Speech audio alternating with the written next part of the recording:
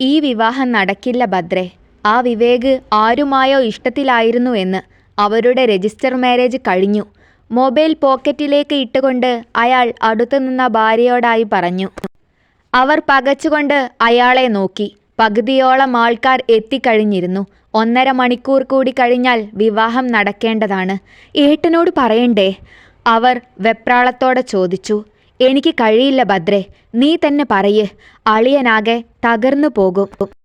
അയാൾക്ക് ഇനിയുള്ള കാര്യങ്ങളെക്കുറിച്ച് ആലോചിച്ച് ആദി കയറി. പറയാതെ ഇരുന്നാൽ എങ്ങനെയാ? എന്തെങ്കിലും ഒരു തീരുമാനം എടുക്കണ്ടേ?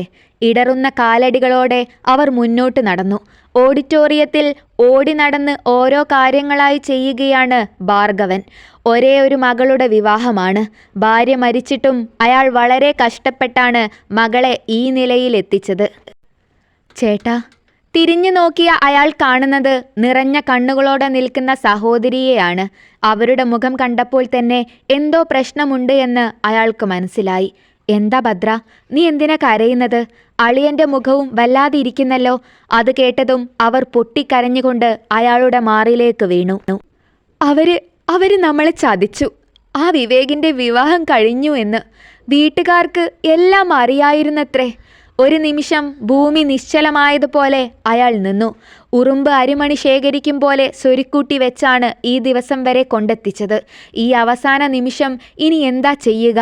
പലരുടെയും മൊബൈൽ ശബ്ദിച്ചു തുടങ്ങി. അറിഞ്ഞവർ മൂക്കിൽ വിരൽ വെച്ചു. അല്ലെങ്കിലും കൊമ്പത്തെ കല്യാണാലോചന വന്നപ്പോൾ തന്തയും മോളും ഭൂമിയിലൊന്നും ആയിരുന്നില്ലല്ലോ. ഇതൊക്കെ ഇങ്ങനെ വരുമെന്ന് എനിക്ക് ആദ്യമേ അറിയാമായിരുന്നു. അയൽപക്കത്തെ സ്ത്രീയുടെ പിറുപിറുക്കൽ കേട്ടുകൊണ്ടാണ് അവൾ അങ്ങോട്ടേക്ക് വന്നത്. അച്ഛാ. ആൾക്കൂട്ടത്തിനു മധ്യത്ത് കുറ്റം ചെയ്തവനെ പോലെ തല താഴ്ത്തി നിൽക്കുന്ന പിതാവിനെ കാണവേ അവർക്ക് സഹിക്കാൻ കഴിഞ്ഞില്ല. അച്ഛനോട് ക്ഷമിക്കുമോളെ. വിറക്കുന്ന ശബ്ദത്തോടെയാണ് അയാളെല്ലാം പറഞ്ഞു തീർത്തത്. തൻ്റെ തീരുമാനം കാരണം മകളുടെ ജീവിതം തുലാസിലായത് അയാൾക്ക് സഹിക്കാൻ കഴിയുമായിരുന്നില്ല. അച്ഛൻ എന്തിനാ എന്നോട് മാപ്പ് പറയുന്നത്? അച്ഛൻ അറിഞ്ഞുകൊണ്ടാണോ ചെയ്തത്? അല്ലല്ലോ, ഇതെൻ്റെ വിധിയായിരിക്കാം. അവൾ അയാളെ ആശ്വസിപ്പിച്ചുകൊണ്ട് പറഞ്ഞു. ഇന്നത്തെ മുഹൂർത്തം കഴിഞ്ഞാൽ നിന്റെ ജാതകത്തിൽ 6 വർഷം കഴിയണം മോളെ. ഞാനിതെങ്ങനെ സഹിക്കും? വിവാഹം മുടങ്ങാതെ എങ്ങനെയെങ്കിലും നടത്താൻ നോക്കാം. കുടുംബത്തിലോ പരിചയത്തിലോ വേറെ ചെക്കന്മാരുണ്ടാകുമല്ലോ. ആരുടെയോ വാക്കുകൾ അവിടെ മുഴങ്ങിക്കേട്ടു. അച്ഛൻ സംശയത്തോടെ മുഖത്തേക്ക് നോക്കുന്നുണ്ട്. അന്നും ഇന്നും ഈ നിതാരയ്ക്ക് എൻ്റെ അച്ഛൻ്റെ തീരുമാനമാണ് എല്ലാം. അച്ഛൻ തീരുമാനിക്കുന്ന എന്തിനും എനിക്ക് സമ്മതമാണ്. പറഞ്ഞുകൊണ്ട് അവൾ തിരികെ മേക്കപ്പ് റൂമിലേക്ക് തന്നെ പോയി. മുറിയിൽ കയറി വാതിലടച്ചവൾ തൻ്റെ കണ്ണുനീരിനെ പുറത്തേക്ക് ഒഴുക്കിക്കളഞ്ഞു. അച്ഛൻ്റെ ആഗ്രഹം കൊണ്ട് സമ്മതിച്ചതാണെങ്കിലും ഒരു ജീവിതം സ്വപ്നം കണ്ടു തുടങ്ങിയിരുന്നു. അവൾ വിരലിലേക്ക് നോക്കി. വിവേക് എന്ന് പേരെഴുതിയ മോതിരം കാണുന്തോറും അവൾക്കാകെ വിറഞ്ഞു കയറി. അത് ഊരിയെടുത്തവൾ മേശപ്പുറത്തേക്ക് വെച്ചു. 1 മണിക്കൂറിനുള്ളിൽ എവിടെ പോയി ചെക്കനെ കണ്ടുപിടിക്കും? ഓരോരുത്തർ ഓരോ അഭിപ്രായം പറഞ്ഞു തുടങ്ങി. ഭാർഗവനാകെ തളർന്നു. ഒടുവിൽ എന്തോ തീരുമാനിച്ചതുപോലെ അയാൾ മുന്നോട്ട് നടന്നു. ആൾക്കൂട്ടത്തിൻ്റെ പിന്നിലായി മാറി നിൽക്കുന്നവനിൽ അദ്ദേഹത്തിൻ്റെ കണ്ണുടക്കി. മോനെ കാശി, എൻ്റെ മോളെ നീ വിവാഹം കഴിക്കുമോ?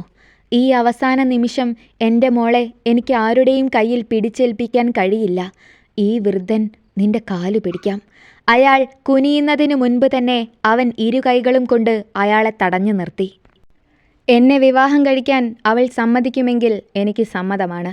അവൻ്റെ വാക്കുകൾ അവിടെ മുഴങ്ങിക്കേട്ടു. ഇതിലും ഭേദം ആ പെൺകുച്ച് കല്യാണം കഴിക്കാതെ നിൽക്കുന്നതായിരുന്നു. ആരുടെയോ വാക്കുകൾ പിറകിൽ കേട്ടെങ്കിലും ഭാർഗവൻ ശ്രദ്ധിച്ചതേയില്ല. കള്ളും കഞ്ചാവുമായി നടക്കുന്നവനാണോ പെണ്ണിനെ കെട്ടിച്ചു കൊടുക്കുന്നത്? നാട്ടുകാരുടെ അഭിപ്രായങ്ങളൊന്നും അയാൾ വകവെച്ചില്ല. എല്ലാവരും തങ്കപ്പെട്ട പയ്യനെന്നു പറഞ്ഞ് ഉറപ്പിച്ചതാണ് വിവേകുമായുള്ള ആലോചന. ഒടുവിൽ തൻ്റെ മകളുടെ ജീവിതം പാതി വഴിയിലാക്കി അവൻ പോവുകയും ചെയ്തു. മുഹൂർത്തമായി, വാ മോളെ. അച്ഛൻ വന്ന് വിളിച്ചപ്പോൾ അവൾ അത്ഭുതത്തോടെ അയാളുടെ മുഖത്തേക്ക് നോക്കി.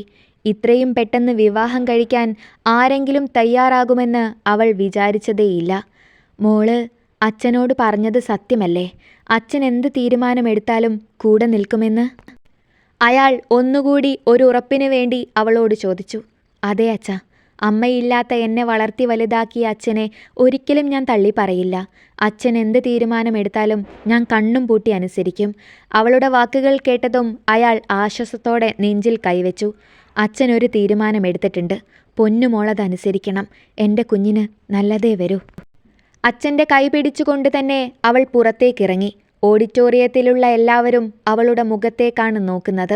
അവനെ കാണുമ്പോഴുള്ള അവളുടെ പ്രതികരണം അറിയാൻ. അച്ഛൻ്റെ പിന്നാലെ ഇറങ്ങി വന്ന അവൾ മണ്ഡപത്തിലിരിക്കുന്ന ആളെ കണ്ടതും ഞെട്ടി. കാശിയേട്ടൻ. അവൾ അമ്പരന്നുകൊണ്ട് അച്ഛൻ്റെ മുഖത്തേക്ക് നോക്കി, പിന്നവൻ്റെ മുഖത്തേക്കും. മുഹൂർത്തം കഴിയാറായതിനാൽ പെട്ടെന്ന് തന്നെ അവളെ മണ്ഡപത്തിലേക്കിരുത്തി. താലി കൈകളിലായി എടുത്തുകൊണ്ട് അവൻ അവളുടെ മുഖത്തേക്ക് നോക്കി. അവളിലെ അമ്പരപ്പ് അപ്പോഴും മാറിയിട്ടില്ല. കണ്ണുകൾ പരസ്പരം ഇടഞ്ഞപ്പോൾ അവർ മുഖം വെട്ടിച്ചു. തൻ്റെ ജീവിതം വലിയൊരു തുലാസിലെത്തി നിൽക്കുന്നത് അവൾ അറിഞ്ഞു. അപ്പോഴേക്കും കെട്ടിമേളം ഉയർന്ന് അഗ്നിസാക്ഷിയായി അവൻ അവളുടെ കഴുത്തിൽ താലി ചാർത്തി. താലി കെട്ടിക്കഴിഞ്ഞ് മുഖമുയർത്തിയപ്പോൾ കാശി കണ്ടു വലിഞ്ഞ മുറുകിയ മുഖവുമായി നിൽക്കുന്ന തൻ്റെ അമ്മയെ. അച്ഛൻ്റെ മുഖത്ത് നിറഞ്ഞ സന്തോഷമാണ്. അച്ഛനിൽ നിന്നും അവൻ നേരത്തെ അനുവാദം വാങ്ങിയിരുന്നു. അച്ഛനെ ഭയന്നാണ് അമ്മ മൗനം പാലിക്കുന്നത് എന്നും അവനറിയാം. ആ ചിന്തയോടെ തന്നെ അവൻ അവളുടെ സീമന്തരേഖയിൽ സിന്ദൂരം ചാർത്തി. ഫോട്ടോ എടുപ്പിന് ഫോട്ടോഗ്രാഫർ പറഞ്ഞതുപോലെയെല്ലാം അവർ നിന്നുകൊടുത്തു. ചിരിക്കാൻ അവർ പറഞ്ഞെങ്കിലും ഇരുവരുടെയും മുഖത്ത് ചിരി വന്നതേയില്ല. ഇതിപ്പോൾ ഇങ്ങനെയൊക്കെ ഉണ്ടായതുകൊണ്ട് അവന് പെണ്ണ് കിട്ടി. അല്ലെങ്കിൽ ഈ കള്ളുകുടിയനൊക്കെ പെണ്ണ് കിട്ടുമോ? അയൽപക്കത്തെ ശ്യാമള ചേച്ചിയാണ്. പണ്ടേ അവർക്ക് കാശിയെ ഇഷ്ടമല്ല. സത്യത്തിൽ നാട് മുഴുവൻ കാശിയെക്കുറിച്ച് അപവാദം പറഞ്ഞ് നടക്കുന്നവരിൽ പ്രധാനി ഇവരാണ് എന്ന് പറയാം. അതെന്താ ശ്യാമളെ, അവൻ മുഴുകുടിയനാണോ? പണ്ടെങ്ങാണ്ട് ഒരു പ്രശ്നമുണ്ടായി എന്ന് കരുതി അതിന് ശേഷവും മുൻപും ആരും അവനെ കുടിച്ചു കണ്ടിട്ടില്ല. അവരുടെ വാക്കുകൾക്ക് ഭദ്ര അപ്പോൾ തന്നെ മറുപടി കൊടുത്തു. ആളുകൾ പറഞ്ഞാണ് കാശിയെ ഇത്രയും മോശക്കാരനാക്കിയത്. അവസാനം ആളുകൾ പറഞ്ഞു പരത്തിയപ്പോൾ അവനും കുറച്ചൊക്കെ അങ്ങനെയാകാൻ തുടങ്ങി. അവർക്ക് അമർഷം സഹിക്കാൻ കഴിഞ്ഞില്ല. 14-ാമത്തെ വയസ്സിൽ ഇവൻ കള്ളു കുടിച്ചതിനല്ലേ നിങ്ങളുടെ തറവാട്ടിൽ വലിയ പ്രശ്നം നടന്നത്? അതൊക്കെ ഞങ്ങൾക്കെല്ലാം ഓർമ്മയുണ്ട്. ഇതിപ്പോ പെങ്കൊച്ചിൻ്റെ ഭാവി ആലോചിക്കുമ്പോഴാ. അവർ പരിതപിച്ചു. ഞങ്ങളുടെ കൊച്ചിൻ്റെ ഭാവി ഓർത്ത് നിങ്ങളാരും കഷ്ടപ്പെടേണ്ട.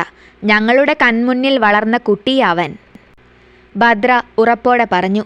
അപ്പോഴേക്കും ഇരുവരെയും ആഹാരം കഴിക്കാനായി കൊണ്ടുപോയിരുന്നു. പെട്ടെന്നുണ്ടായ വിവാഹമായതിനാൽ തന്നെ ഫോട്ടോഗ്രാഫർ പിന്നെ വലുതായി ശല്യം ചെയ്തില്ല. ആഹാരം കഴിച്ചു കഴിഞ്ഞ് അവൾ അച്ഛൻ്റെ അരികിലേക്ക് നടന്നു. എൻ്റെ കുട്ടിക്ക് വിഷമമുണ്ടോ? നിനക്കും തോന്നുന്നുണ്ടോ അവൻ മോശക്കാരനാണെന്ന്? അയാൾ അവളെ ചേർത്ത് പിടിച്ചുകൊണ്ട് ചോദിച്ചു. ഒരു കണക്കിന് ഞാനല്ലേ അച്ഛ എല്ലാത്തിനും ഉത്തരവാദി. പക്ഷേ കാശിയേട്ടൻ ഇപ്പോഴും എന്നോടുള്ള വെറുപ്പ് മാറിയിട്ടില്ലല്ലോ. അതോർക്കുമ്പോൾ എനിക്ക് പേടിയാകുന്നു. അവൾ ആശങ്കയോടെ പറഞ്ഞു. കാശിക്ക് തന്നെ ഒരിക്കലും അംഗീകരിക്കാൻ കഴിയില്ല എന്ന് അവൾക്കറിയാം. അവൻ അത്രയ്ക്ക് ക്രൂരനൊന്നുമല്ല മോളെ. അവന് നിന്നെ മനസ്സിലാകും. എന്തുണ്ടെങ്കിലും അച്ഛനെ അറിയിക്കണം കേട്ടോ. അവൾ തലയാട്ടി. വീട്ടിലേക്ക് പോകാനായി അവൻ്റെ ഒപ്പം കാറിലേക്ക് കയറിയിരിക്കുമ്പോൾ അവൾ അവൻ്റെ മുഖത്തേക്ക് നോക്കി. തന്നെ കാണുമ്പോഴുള്ള വെറുപ്പ് ഇപ്പോഴും ആ മുഖത്തുണ്ട്. അവൾ കണ്ണുകൾ അടച്ച് പുറകിലേക്ക് ചാരിയിരുന്നു. വീട്ടിലേക്ക് കയറുമ്പോൾ അമ്മായി നിലവിളക്കുമായി നിൽപ്പുണ്ട്. മുഖം കടുത്ത് തന്നെയാണ്. അടുത്ത് നിൽക്കുന്ന അമ്മാവൻ്റെ മുഖത്ത് നിറഞ്ഞ സന്തോഷമാണ്. അമ്മയുണ്ടായിരുന്നുവെങ്കിൽ ഒത്തിരി സന്തോഷിക്കുമായിരുന്നു. അവൾ നിലവിളക്ക് വാങ്ങി അകത്തേക്ക് കയറി. 2-ാമത്തെ പടിയിലേക്ക് കാല് വെച്ചതും ശക്തമായ കാറ്റ് വിളക്കിലെ നാളത്തെ അണച്ചു കളഞ്ഞു. ആൾക്കൂട്ടത്തിൽ ഒറ്റപ്പെട്ട കുട്ടിയെപ്പോലെ അവൾ എല്ലാവരുടെയും മുഖത്ത് മാറി മാറി നോക്കി. വന്നപ്പോഴേ കടുത്തിരുന്ന അമ്മായിയുടെ മുഖം ഇപ്പോൾ കൂടുതൽ വലിഞ്ഞു മുറുകിയിട്ടുണ്ട്. സാരമില്ല, മോൾ അകത്തേക്ക് കയറിക്കോ. അമ്മാവൻ്റെ വാക്കുകൾ ഒരാശ്വാസം പോലെയാണ് കേട്ടത്. അമ്മയുടെ ഒരേയൊരു സഹോദരനാണ്. അമ്മ മരിച്ചതിന് ശേഷം അമ്മാവന് തന്നോട് ഇഷ്ടം കൂടിയിട്ടേയുള്ളൂ. നിലവിളക്കുമായി പൂജാമുറിയിലേക്ക് പോയി. അത് പൂജാമുറിയിൽ വെച്ച് കൈകൂപ്പുമ്പോൾ എന്താണ് പ്രാർത്ഥിക്കേണ്ടത് എന്ന് അറിയില്ലായിരുന്നു. നല്ല ദാമ്പത്യം ലഭിക്കണമെന്നോ അതോ ദീർഘസുമംഗലിയായിരിക്കണമെന്നോ? എങ്കിലും കണ്ണുകളടച്ച് കുറച്ചു സമയം അവിടെ നിന്നു. കൂടെ നിന്ന ആൾ അപ്പോഴേക്കും തിരികെ പോയിരുന്നു. തിരികെ ചെല്ലുമ്പോൾ കാശിയേട്ടൻ സോഫയിലിരിക്കുന്നുണ്ട്. ആരോ അതിനടുത്തേക്ക് പിടിച്ചിരുത്തി. മധുരം തരുന്ന ചടങ്ങാണത്രേ. അമ്മായി ഏട്ടൻ്റെ വായിലേക്ക് വെച്ച് കൊടുത്തതിന് ശേഷം മുഖത്തിന് നേരെ വെച്ച് നീട്ടി. അത് ശരിക്കും കണ്ണിന് നേരെയാണ് വന്നത്. മറ്റെങ്ങോ നോക്കിക്കൊണ്ട് അലക്ഷ്യമായി തൻ്റെ മുഖത്തിന് നേരെ നീട്ടിയതാണ്.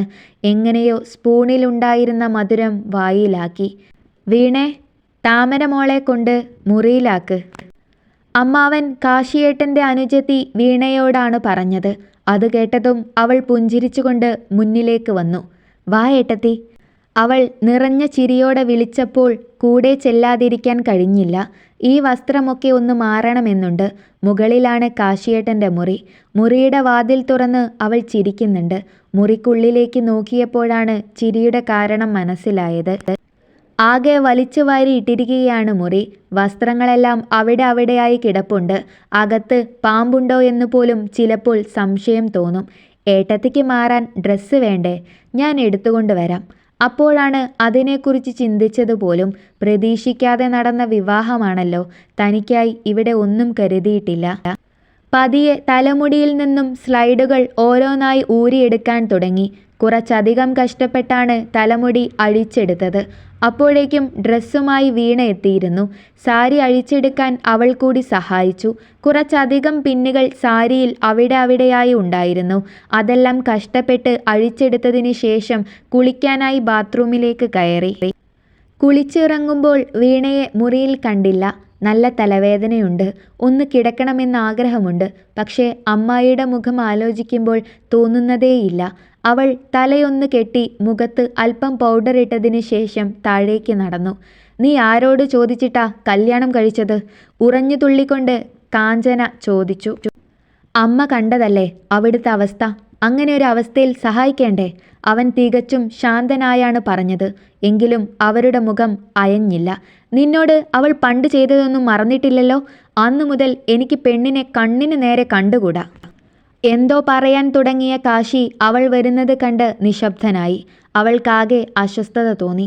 ആകെ ഒരു ഒറ്റപ്പെടൽ. അതിനൊരു പ്രധാന കാരണം അമ്മായിയുടെ പെരുമാറ്റമാണ്. വർഷങ്ങൾക്കു ശേഷമാണ് ഈ വീട്ടിലേക്ക് വരുന്നത്. എന്ത് ചെയ്യണമെന്നറിയാതെ പകച്ചു നിൽക്കുമ്പോഴേക്കും വീണ കയ്യിൽ പിടിച്ചു വലിച്ച് അടുത്തേക്കിരുത്തിയിരുന്നു. ഇരിക്കുന്നതിൻ്റെ കുറച്ചപ്പുറത്തായി കാശിയേട്ടൻ ഇരിപ്പുണ്ട്. എങ്കിലും അങ്ങോട്ടേക്ക് ശ്രദ്ധിക്കാൻ പോയില്ല. നാളെ മോളുമായി പുറത്തേക്ക് പോയി അവൾക്കാവശ്യമുള്ള സാധനങ്ങളെല്ലാം വാങ്ങിക്കൊടുക്കണം കേട്ടോ കാശി. മുറിയിൽ നിന്നും പുറത്തേക്ക് വന്ന അമ്മാവൻ പറഞ്ഞപ്പോൾ ഏട്ടൻ വെറുതെ തലയാട്ടുന്നത് കണ്ടു. വെറുതെ നിന്നപ്പോൾ വീണയോടൊപ്പം മുറ്റത്തേക്കിറങ്ങി. അയൽപക്കത്തെ സുമതി ചേച്ചി എത്തി നോക്കുന്നുണ്ട്. ഇവരെ പണ്ടെങ്ങാണ്ടോ കണ്ടതാണ്. കൊച്ചിൻ്റെ കല്യാണച്ചെക്കൻ ഓടിപ്പോയി അല്ലേ? മാള് വന്നപ്പോൾ എന്നോട് പറഞ്ഞു. വിളറിയ ഒരു ചിരി തിരികെ നൽകാനേ കഴിഞ്ഞുള്ളൂ. അല്ലാതെ എന്തു പറയാൻ. മാളു ഇവരുടെ മകളാണ്. കൂടുതലൊന്നും കേൾക്കാതിരിക്കാൻ പെട്ടെന്ന് തന്നെ തിരികെ വീടിനുള്ളിലേക്ക് കയറി. അല്ലെങ്കിലും മനുഷ്യൻ്റെ മുറിവിൽ കുത്തി വേദനിപ്പിക്കാൻ എല്ലാവർക്കും പ്രത്യേക കഴിവാണ്. അടുക്കളയിലേക്ക് ചെന്നപ്പോൾ അമ്മായി വൈകിട്ടത്തേക്ക് എന്തോ ഉണ്ടാക്കാനുള്ള പുറപ്പാടാണെന്ന് തോന്നുന്നു. ഇന്ന് കല്യാണമായതിനാൽ തന്നെ ഉച്ചയ്ക്ക് ഒന്നും ഉണ്ടാക്കിയിരുന്നില്ലല്ലോ. അവിടെ എന്തൊക്കെയോ ചെയ്തുകൊണ്ട് കുറച്ച് സമയം നിന്നു. കുറച്ച് കഴിഞ്ഞപ്പോൾ അമ്മാവൻ മുറിയിലേക്ക് പോയി. ഇന്ന് കല്യാണമായതുകൊണ്ടാണ്. അല്ലെങ്കിൽ അമ്മാവൻ രാവിലെ അവരുടെ ഷോപ്പിലേക്ക് പോകും. താഴെ ആരെയും കാണാത്തത് കൊണ്ട് തന്നെ കുറച്ച് സമയം കഴിഞ്ഞപ്പോൾ മുറിയിലേക്ക് നടന്നു. ഏട്ടൻ്റെ മുറി ആയതുകൊണ്ട് തന്നെ അങ്ങോട്ട് ചെല്ലുമ്പോൾ ഒരു വെപ്രാളമുണ്ട്. മുറിയിലേക്ക് ചെന്നതും അതുവരെ അടഞ്ഞു വെച്ചിരുന്ന കണ്ണുനീർ ഒഴുകിയിറങ്ങി. നിലത്തായി ഇരുന്നു കൊണ്ട് മുട്ടിൽ മുഖം പൊഴുത്തി. എത്ര സമയം അങ്ങനെ ഇരുന്നു എന്നറിയില്ല. ഡി, ഏട്ടൻ്റെ ശബ്ദം കേട്ടാണ് കണ്ണു തുറന്നു നോക്കിയത്.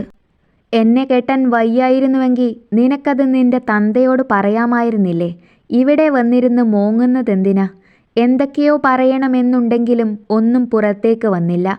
ആ മുഖത്തേക്ക് തന്നെ അല്പസമയം നോക്കി നിന്നു. പറയുന്നതെല്ലാം കേൾക്കാൻ താൻ ബാധ്യസ്ഥയാണ്. ഏട്ടൻ ബെഡിൻ്റെ ഒരറ്റത്തായി ഇരുന്ന് മൊബൈലിൽ എന്തോ നോക്കുന്നുണ്ട്.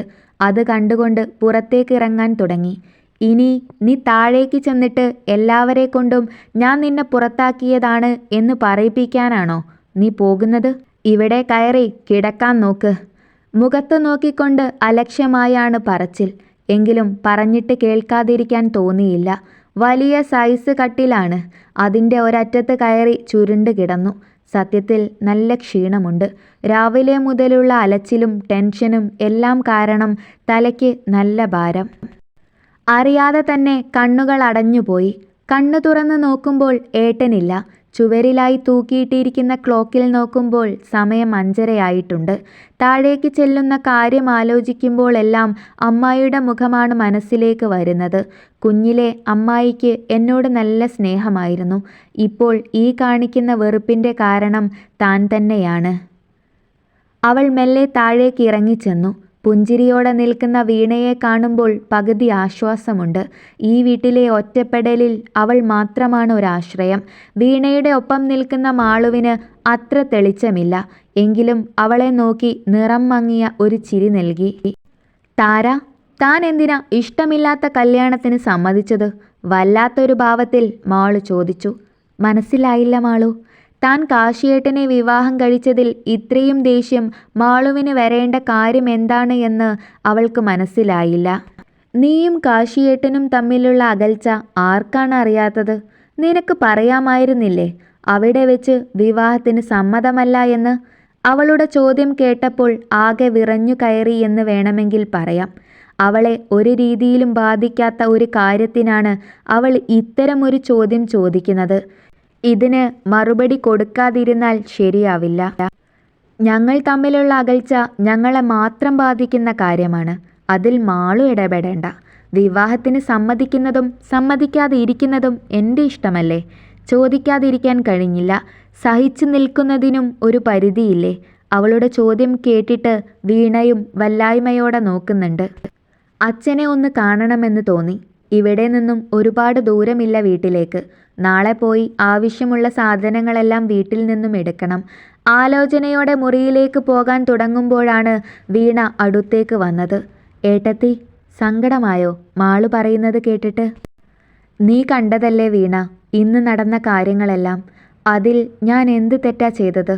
ദൈവത്തിൻ്റെ തീരുമാനം എന്നതല്ലാതെ ഞാൻ എന്ത് പറയാൻ? സങ്കടം കൊണ്ട് അവളുടെ മുഖം ആകെ ചുവന്നു പോയിട്ടുണ്ട്. അവൾ അവളുടെ മനസ്സിലെ സങ്കടം കൊണ്ട് പറഞ്ഞു പോയതാ. ഒരുപാട് കാലമായി അവൾക്ക് ഏട്ടന് ഇഷ്ടമാണ്. ഏട്ടനും തിരികെ ഇഷ്ടമുണ്ടെന്നാണ് ഞാൻ കരുതിയിരുന്നത്. പക്ഷേ അങ്ങനെയുണ്ടെങ്കിൽ ഏട്ടൻ ഒരിക്കലും ഏട്ടത്തിയുമായുള്ള വിവാഹത്തിന് സമ്മതിക്കില്ലല്ലോ. അവൾ പറഞ്ഞു നിർത്തുമ്പോൾ അതുവരെ ഉണ്ടായിരുന്ന സമാധാനം കൂടി നഷ്ടമായിരുന്നു. മറ്റൊരാൾക്ക് അവകാശപ്പെട്ടത് താൻ പിടിച്ചു വാങ്ങിയോ എന്ന സംശയം അവളിൽ നിറഞ്ഞു.